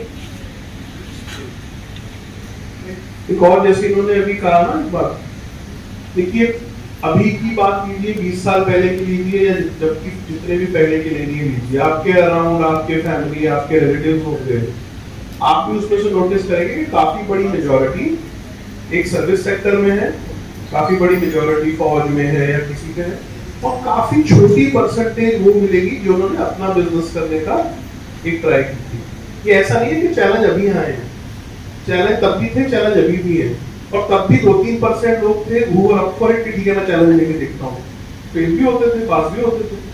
कि अभी भी 2-3% है या आगे भी 2-3% रहने वाला। क्वेश्चन ये आप आंसर कीजिए कि यदि लगता है कि यार ये सब में तो रिस्क बड़ा है, हाँ रिस्क तो काफी है और बड़ा अनसर्टन है, पूरा अनसर्टन है, तो यदि ये आपको लाइफ लग रहा है कि यार ये मेरे लिए नहीं है तो दैट इज एब्सोल्युटली फाइन। 2-3% में क्यों अपने आप को फोर्स करते हो आप? आई डोंट नो ये डिमोटिवेटिंग तो नहीं हो रहा है, राइट? बट अगर वो लाइफ आपको ऐसा लग रहा है कि ये बड़ी स्ट्रगल है, ये है वो है, तो ये पहले भी लगता था, सिर्फ 2-3% को लगता है कि चलो मेरा रिस्क एपेटाइट ऐसा है। तो आगे तो टाइम और 5-5 साल 6 साल निकलते जाएंगे, रिस्पॉन्सिबिलिटीज अलग डायरेक्शन में हो जाएंगी, ये टाइम निकालना आपके लिए जेन्युइनली मुश्किल हो जाएगा। So why do everybody ये इवेंट भी क्यों हो? Because you have that opportunity available. Please make the most of it now. ये और 5 साल बाद you will not have the liberty. तो पैसा और टाइम दोनों प्रॉब्लम हो जाएगा, अभी सिर्फ मनी का एक प्रॉब्लम है, this is one. तो प्रॉब्लम डबल नहीं हो, this is the time to move. And second, money की प्रॉब्लम आगे भी रहेगी, अभी भी रहेगी। जितना गोल्स को छोटा छोटा ब्रेक करते जाओगे, one mistake which everybody does is, which we also saw just about happening, क्या आई वांट 50 करोड़ 100 करोड़ या whatever that figure is, see वो आपका इवेंचुअल गोल है। आपका कॉलेज बोल रहा है कि 3 सालों का पेपर एक ही बार दे दो, अभी क्यों ब्रेक करा है 3 सालों में, 2 महीने में कर देना था। बिकॉज जो मेच्योरिटी और जो लर्निंग आपने लेनी है वो कोई तो रीजन होगा ना कि 1 साल का ड्यूरेशन है। सो जो बिजनेसेस आप अपने अराउंड देख रहे हैं कि जो zero number of crores, if they have taken 2 to 3 years on an average, तो how are you suppose to do it in 6 months? आपको भी उतना टाइम लगेगा। सो अगर 3 साल का टारगेट ये है, उसके बेसिस पे तो पूरा मैथ करके आप ये कर सकते हो कि अगले महीने का टारगेट क्या है, which will be a very small target. And एक ही क्वेश्चन जैसे मैंने पहले पूछा था, I want to ask this again, अगर एक स्टार्टअप का आइडिया है, उसके लिए फंडिंग आपका इमीडिएट अगला स्टेप कैसे रोक रही है, आप वो बताओ। इवेंचुअल गोल को छोड़ो 1 मिनट के लिए, अभी अगले महीने का या अगले हफ्ते का जो भी आप टास्क कर रहे हो, लेट्स से आप अपने ऐप बनाते हो, उस पर रिसर्च कर रहे हो, आपने बताया, उन्होंने चश्मे का बताया, उसकी चश्मे की रिसर्च चल रही होगी, सैंपल बन रहा होगा, 1 हफ्ता अभी, अगला या 2 हफ्ते या 1 महीना, वहां क्यों पैसे चाहिए आपको? You can not get best of everything, कि मेरे को जॉब नहीं करनी पड़े बट उसके इक्वलेंट सैलरी भी कहीं से अरेंज हो जाए, बैंक भी आराम से कुछ कोलैटरल नहीं रखे, मुझे इंटरेस्ट भी नहीं पे करना पड़े। अब ये तो देखो फिल्मों में होता है, रियल लाइफ में कहीं ना कहीं कोई ना कोई तो रिस्क ये लेगा। You need to sacrifice something. आपका इमीडिएट स्टेप में चाहे कोई भी स्टार्टअप है, let me be very clear, ideation stages पे और किसी स्टेज में you don't need funding. Funding you should take when you need funding, not. और कुछ गलती स्टूडेंट्स की भी नहीं है, बिकॉज अभी क्या है ना, नॉलेज की इतनी बम्बार्डमेंट होती है इंस्टा पे और हम अपने अराउंड है, तो इन्फ्लुएंस होना बड़ा स्वाभाविक है, हो जाना। बट जैसे शुरू में कहा ना, रूल्स पहले वाले अभी भी वही हैं, उसको कोई तरीका नहीं एक्सेलरेट करने का, और वो पार्ट आपके लिए मुश्किल थोड़ा सा होगा। जैसे अभी फर्स्ट ईयर मुश्किल था, सेकंड था, आगे वैसे ही हो रहेगा, उसका कोई। So your innovation is a very big impact on society, makes a very big impact. So अभी ये सब यंग एंटरप्रेन्योर्स के माइंड में भी कुछ ना कुछ आइडियाज हैं, कुछ चीजों से डील कर सके, there is an advice for them, how can they deal with them? पहले तो आप सर मैं आपका एक चीज पे ओपिनियन लेना चाहती हूँ। जैसे हमारे कॉन्स्टिट्यूशन में या कहीं भी जैसे लेटेस्ट अमेंडमेंट्स आते हैं या नई नई स्कीम्स आती हैं जो गवर्नमेंट लॉन्च करती है, तो जैसे अभी रिसेंटली गवर्नमेंट ने लॉन्च करी जन विश्वास बिल। उन्होंने कहा कि जैसे आप नया बिजनेस शुरू कर रहे हो या अपने जो बिजनेस एग्जिस्टिंग है उसको एक्सपैंड कर रहे हो, उसमें अगर आपसे छोटे छोटे माइनर ऑफेंसेस होते हैं तो उनका वो डीक्रिमिनलाइज कर रहे हैं। वो कह रहे हैं कि हम चाहते हैं कि जो एमएसएमईज हैं या छोटी कंपनीज हैं वो अपने आप को एक्सपैंड करने से ना डरे। आपने सिर्फ बिहाइंड द बार्स भी काम किया और आपने ये भी देखा है पीछे आपने काम किया है इन चीज़ों में। तो आपको क्या लगता है कि ये जो स्कीम्स हैं, ये जो डीक्रिमिनलाइज करते हैं या वो कह रहे हैं कि हम पेनाल्टी को अब कम कर देंगे, या जिन छोटी छोटी चीज़ों पे पहले जेल हो रही थी तो अब उसको कम कर रहे हैं, तो क्या ये करने से लोग अब ग्रो कर पाएंगे एक्चुअली, या छोटी कंपनीज अब असलियत में ग्रो कर पाएंगी? आई थिंक आप बैठ जाइए प्लीज। और I'll come back to this question. मैं एक बार पहले सोशल कंस्ट्रेंट्स की बात करके I'll answer your question, ठीक है? तो are we getting, मतलब अगर सोशल कंस्ट्रेंट्स है ही नहीं, if they are non-existent, which I can see it is non-existent, then we should get rid of this question. Why should I even answer it?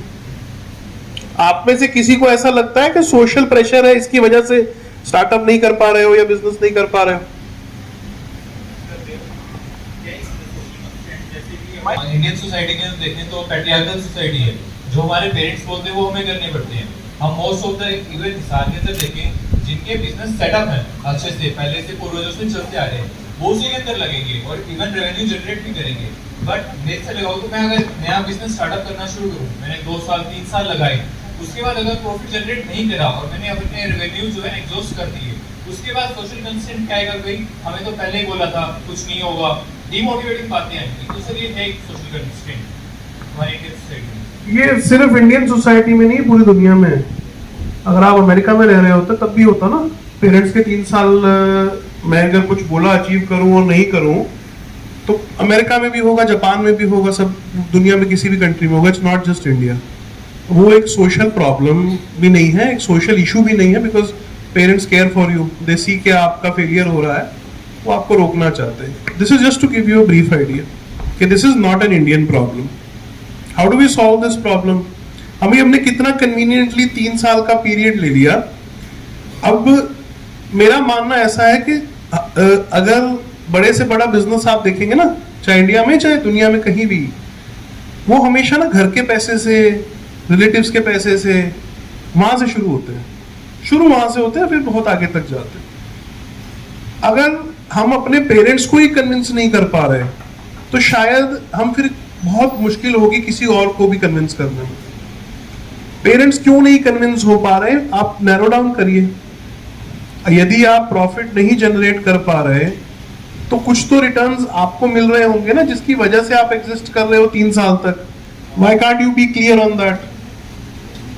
अगर 3 साल running के बाद profitability नहीं हो रही है and you are unable to detect कि क्यों नहीं हो रही है, शायद प्रॉब्लम वो है। देखिए, जैसे पेरेंट्स हैं या कोई भी है, इनफैक्ट मैं भी आपसे आके क्वेश्चन करूं कि 3 साल हो गए, बिजनेस क्यों नहीं चल रहा है, प्रॉफिट क्यों नहीं, तो what is exactly your answer? वो एक आंसर होगा, आपने नैरो डाउन किया होगा, आप मुझे कन्विंस करेंगे। 3 साल प्रॉफिट में ना रहना इज नॉट अ प्रॉब्लम, ठीक है। बहुत जोमैटो अभी भी लॉसेस में है, पेटीएम अभी भी लॉसेस में है, the list is so long. In fact profitability में तो बहुत ही कम कंपनीज है। क्वेश्चन वो नहीं होता कभी भी, आपके जो इमीडिएट गोल थे, अभी वो चश्मे की बात, वंस अगेन मैं वो एग्जांपल दे रहा हूँ। लेट से उनका गोल ये था कि इस साल में 10,000 चश्मे बेचने, प्रॉफिट मैं बाद में सोच लूंगा। And if they are able to achieve that, and if the parents are also aware कि ये इनका टारगेट था और इन्होंने जो बोला था वो टारगेट अचीव किया है, दे विल नॉट। आपके जो भी गोल्स थे, आप उस पर क्लियर रहिए। यहाँ पे once again I am focusing, जितना छोटा रियलिस्टिक माइक्रो गोल होगा आपका कि हाँ मैं 1 साल का रिस्क लेता हूँ और मेरा मानना ये है, मेरा ये प्रोडक्ट है, मेरा ये सर्विस है, ये मेरा 1 साल का टारगेट है अभी का। यदि मैंने इसको अचीव नहीं किया तो पापा मैं आपकी बात मान लूंगा। आप कॉन्फिडेंस रखिए इतना और पहला स्टेप लीजिए। आपने अचीव किया तो I doubt if anybody will question you. After 3 years or 5 years like हो गया, तो आपका क्या रहेगा नेक्स्ट, कि आप कैसे आगे प्रोसीड करोगे? देखो, ये भी वंस अगेन मेरा बेचता हूँ, दैट मींस हर 10 दिन में X यूनिट बेचता हूँ। Yes sir. पहले तो ये डिक्लाइन दिखना मुझे शुरू हो जाएगा। ऐसा तो है नहीं कि आज 10,000 यूनिट बिक रहे हैं, कल सुबह एक भी नहीं बिकेगा। Yes sir. राइट? जब वो डिक्लाइन एक सर्टेन पॉइंट हिट कर जाएगा, which is a 10% decline every month, तो मुझे पहले ही पता लग जाएगा कि आने वाले 10 महीनों में क्या होगा। तो मैं ये 10 महीनों के बाद नहीं सोचूंगा, मैं इमीडिएटली अपना प्लान बी डिप्लॉय कर दूंगा। और मेरा प्लान बी कुछ मैंने अभी से सोचा हुआ, प्लान सी भी सोचा हुआ है, प्लान डी भी सोचा हुआ है। कोई बहुत अच्छे से सोचे हुए हैं, कुछ उतने अच्छे से नहीं सोचे हुए हैं, पर उनको डिप्लॉय मैं तभी करूंगा जब वो इवन 50% मार्क भी हिट नहीं करा होगा डिक्लाइन का। ये असेसमेंट होती है। और ये आपने कहा ना 3 से 5 साल, इसके बीच में हजारों मौके ऐसे आएंगे जब आप इस पे फोकस करेंगे। तो जो जितनी अच्छी से इस चीज को फोकस समझता है, वो बिजनेसेस चलते हैं आगे। मेरा डिक्लाइन आया क्यों इन द फर्स्ट प्लेस, मैं डिक्लाइन को ही कैसे खत्म करूं। लेट्स से मैं अपने प्रोडक्ट की कॉस्ट कम कर दूं, फिर से बम्प आ जाएगा। आप काउंटर मेजर्स लेते हो, तो ये इतना छोटा नहीं है कि सुबह उठूंगा तो बंद हो जाएगा। आप भी तो एग्जाम दोगे, तो मत दो ना, फेल हो सकते हो। पढ़ाई की है, फैकल्टी है, आपको पता है वो वाला सब्जेक्ट मेरा स्ट्रांग है, वो वाला वीक है, लेकिन कुल मिला के मैं हो जाऊं। कितना एक अच्छा कैलकुलेटेड रिस्क लेते हो। यही मैं ले रहा हूँ, यही आपको आगे जाके लेना है। It's not that difficult, just मैं I can not emphasise it more. Problem को जितना छोटा तोड़ते चले जाओ, अगले दिन तक की बात करो आप, मेरा अगले हफ्ते का क्या प्लान है, अगले महीने का क्या है, 3 महीने का क्या है, 6 का क्या है, वो जितना छोटा तोड़ लोगे उतना इजी लगने लगता है। शॉर्ट टर्म गोल्स, बिल्कुल, दो short term goals are very important. आपके सारे आंसर्स अभी शॉर्ट टर्म से आ गए, आपके पेरेंट्स भी कन्विंस हो गए, आपका भी प्लान इजी हो गया, कंपनी फेल होने से भी रुक गई, सिर्फ शॉर्ट टर्म करने से। तो जितना शॉर्ट अभी टाइम ही उस चीज का है, लॉन्ग टर्म विश्वास मिल हाँ यस यस यस आपका मेरे को याद आ गया। यस रिपीट करूं सर? नहीं याद आ गया। देखिए ये अब होती है जब आप भी किसी सर्टेन लेवल पे होते हो। पॉलिसी लेवल पे जो चीजें हो रही हैं शायद आइडिएशन पे या स्टार्टअप जब शुरू हो रहा है तब बहुत ज्यादा अफेक्ट नहीं करती है, थोड़ा आगे जाके करने लगती है। तो अभी के लिए पॉलिसी लेवल की चीजों पे आप बहुत अच्छा है कि आप फोकस कर रहे हैं, बट उसकी चीजें आप तक अफेक्ट कर होना, स्पेशली इस केस में भी एक स्टार्टअप तो अभी रेवेन्यू ही नहीं जनरेट करता है, राइट? तो टेक्निकली कितने फाइनेंशियल केसेस हो सकते हैं जिसमें आप गलत भी करो तो फंसोगे, बिकॉज फाइनेंस तो है ही नहीं इन द फर्स्ट प्लेस। और आ भी जाए तो कितना, if I am not mistaken, शायद 5 लाख प्रॉफिटेबल तक भी you are tax exempted. Tax चाहते हो, देखो हर बात का जवाब नहीं होता है, ये कभी भी नहीं होगा कि आपके पास हर बात का 100% एक्यूरेट जवाब हो। 50-50% ही क्लैरिटी आती है, बट दैट इज इनफ। इस टाइम पे स्टेप लेने का है। एक दुनिया में ना सबसे शक्तिशाली जीरो होता है। जीरो से कुछ भी डिवाइड करो तो भी जीरो हो जाता है, जीरो से कुछ भी मल्टीप्लाई कर लो तो भी जीरो है। जीरो इज इन्फिनिटी, मतलब इन्फिनिटी से भी जीरो को डिवाइड करो तो भी जीरो खत्म नहीं होता। जब हम जीरो पे होते हैं, अभी जैसे आइडिया है खाली, बट पेपर पे कुछ नहीं है ना बताने के लिए, तो एक तरह से हम जीरो पे हैं। सबसे मुश्किल जर्नी 0 से 1 की होती है।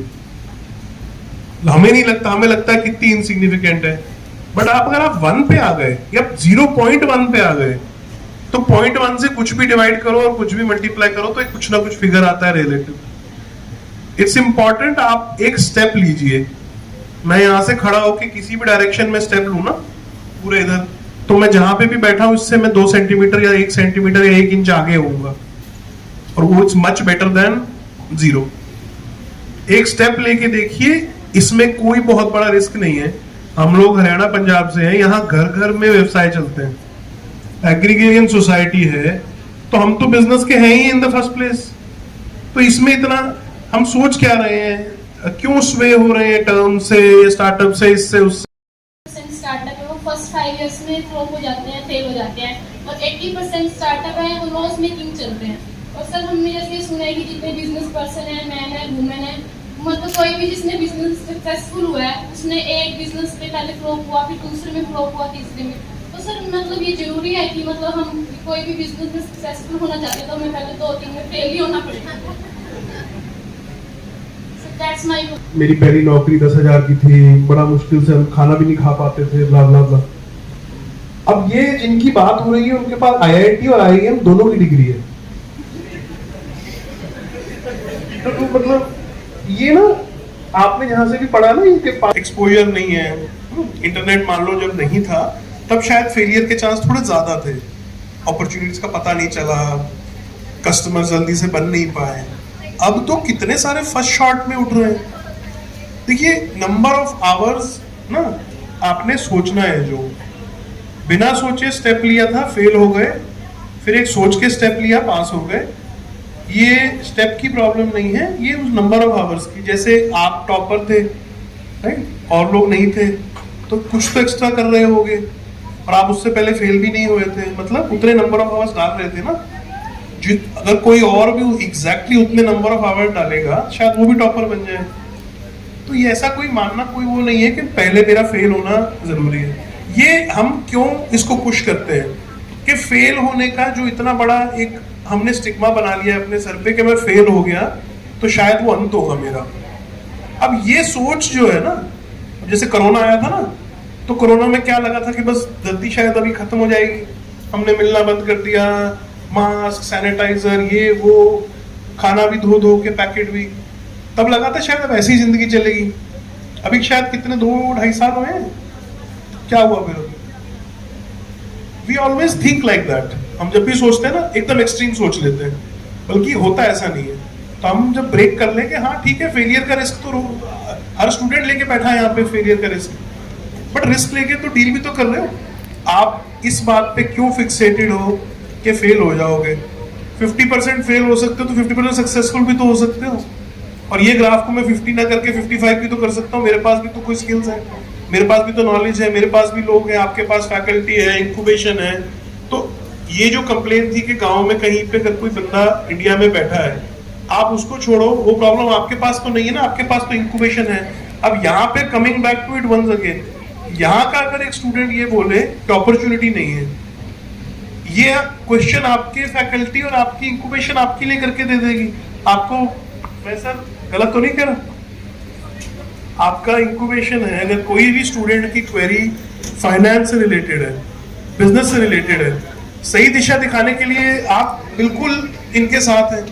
तो ये क्वेश्चंस तो यहीं पे आंसर हो जाएंगे आपके।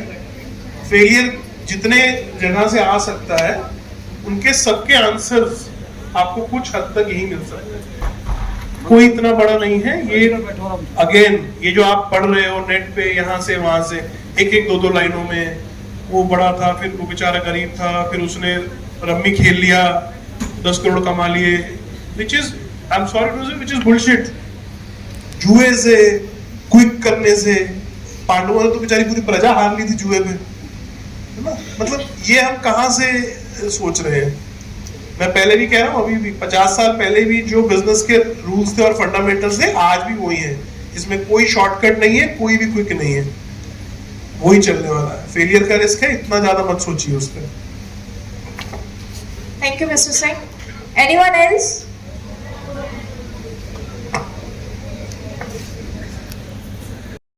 सारा सभी का प्रेस में आ जाएगा। जैसे कि आप शार्क टैंक पे गए थे, तो बिहाइंड द सीन प्रोसेस क्या आपने स्टेप लिए, क्या आपने, जैसे कि हमें तो सिर्फ टीवी पे दिखता है, पर एक बिहाइंड द सीन भी होता है, पर्दे के पीछे की कहानी थोड़ा।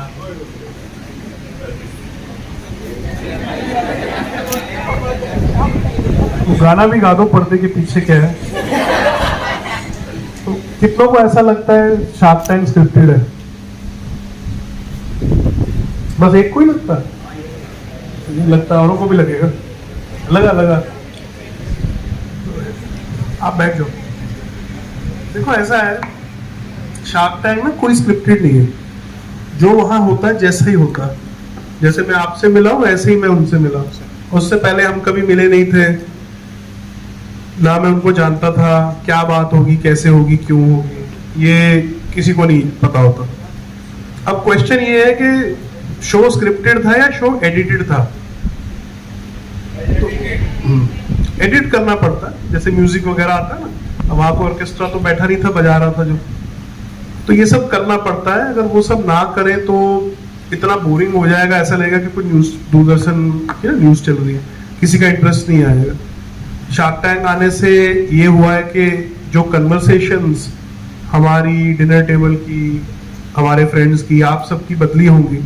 कुछ टर्म समझ आए, ये भी पता लगा शायद ये भी करियर हो सकता है। अपने जैसे कितने सारे लोग देखे, यार ये भी कर रहे हैं तो हम भी कर सकते हैं। शार्क टैंक एक मेरे हिसाब से एक पॉजिटिव चेंज लेके आया। That is point 1। पॉइंट 2 ये है कि जब कोई इस तरह के शो पे जाता है ना, मुझे भी लगता है कि यार इतना सब टीवी है, मैंने कोई गलती की तो जिंदगी भर मेरे साथ ही चलती रहेगी, और कॉन्शियस लगता है वहां जाने में। यही आके आपका बिलीफ आपके प्रोडक्ट पे, आपकी सर्विस पे, आपके स्टार्टअप पे, ठीक है, कि यार अब कौन सा नया क्वेश्चन है जो मैं नहीं आंसर कर पाऊंगा, जो मैंने इतने सालों में नहीं किया है। ऐसा कौन सा स्ट्रैटेजी होगी जो मेरे को नहीं पता होगी मेरे अपने प्रोडक्ट के बारे में। ये कॉन्फिडेंस कहीं से ना तो हम अपने ऊपर फोर्स करते हैं, ये जैसे ही आपका बिजनेस चलता है, जरा सा भी, मतलब थोड़ा सा भी, आपका अगर 50 यूनिट छोड़ो, अगर 10 यूनिट भी आपके जब बिक जाते हैं ना, और 10 हैप्पी कस्टमर आ जाते हैं, इतना कॉन्फिडेंस आ जाता है, ये हम सब उसको अंडर एस्टिमेट करते हैं। तो आप देखेंगे कि शार्क टैंक है या इंडियन आइडल या व्हाटएवर, हम रियलिटी शो पे जितने भी वहां लोग जाते हैं, वो इतने कॉन्फिडेंट क्यों हैं? वो कॉन्फिडेंट इसलिए है कि उनके छोटे छोटे गोल्स थे, वो उन्होंने अचीव करे। जो भी उनका प्लान था वो किसी हद तक उनको अचीव किया। अपने पे कॉन्फिडेंस था, प्रिपरेशन थी, जैसे आपकी सबकी प्रिपरेशन अपने एग्जाम्स के लिए। सो इतना कोई बड़ा नहीं है। आप में से भी सब, जब भी आपका आइडिया हो ऐसे एक शो नहीं है, अब तो काफ़ी सारे शोज़ हैं, काफ़ी सारी जगहें हैं। तो मैं तो हमेशा सजेस्ट करता हूँ कि बिल्कुल जाइए, फेस करिए, क्वेश्चंस दीजिए। वाई, मतलब क्वेश्चन ये नहीं है कि क्यों जाना है, क्वेश्चन ये है कि क्यों नहीं जाना है। So that's all. मैसेज किया था, सो मैं तो ये पूछना था कि ये प्रोडक्ट ध्रुव विद्युत कब तक बाजार में आ सकता है, मतलब परचेज के लिए? अभी हम लोग रिटेल, जो आप बात कर रहे हो ना, रिटेल मार्केट की, जहाँ पे कस्टमर्स ले पाए, ये हम नेक्स्ट ईयर करेंगे। अभी हम B2B कर रहे हैं, जहाँ पे एक क्लाइंट होता है। B2B समझते हैं लोग? तो अभी हम B2B कर रहे हैं, तो नेक्स्ट ईयर हम रिटेल में आएंगे। तो संकल्प की बात सर ने बताई कि संकल्प एक ही काफी है। कुएं के पास रहता है, थोड़ी बहुत प्रॉब्लम आएंगी, उनको फेस करेंगे, तभी आपका नाम होगा। सभी बच्चे जहाँ पर भी हैं वहीं पे खड़े हो जाएंगे, फोटो सेशन होगा और यहीं पे हमारे नीचे सब बच्चे खड़े होंगे, बीच में गैलरी।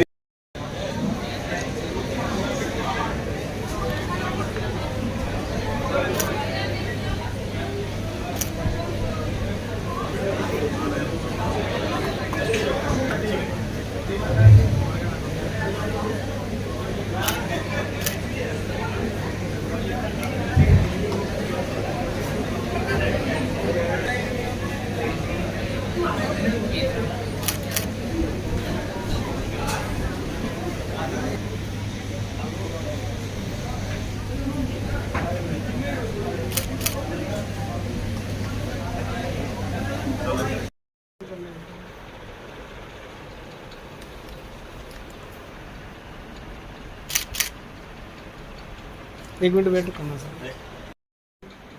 दो इसके हैं, एक 10,000 है, एक 14,000। तो रेंज का डिफरेंस है। इससे कम तो क्या, अभी पुरानी साइकिल पे भी लगा मेड इन इंडिया है, विद वारंटी। साढ़े 5,000 की अच्छी साइकिल लेकर आप 10,000 इंस्टॉल कर, प्रोडक्ट कितना भी अच्छा हो, आप उससे भी चार्जेबिलिटी है ना, उससे उससे हो जाएगी। अच्छा पड़ेगा। एक बार चार्ज करो, आप पैडल मारो तो उससे भी चार्ज हो जाएगा। पर्यावरण के लिए भी बहुत अच्छा।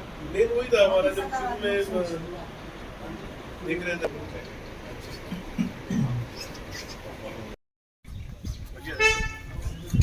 अच्छा ठीक है, खुले खुले हो जाऊंगा, थोड़ा और साइड हो जाओ। नहीं वो दिखाई दे रहा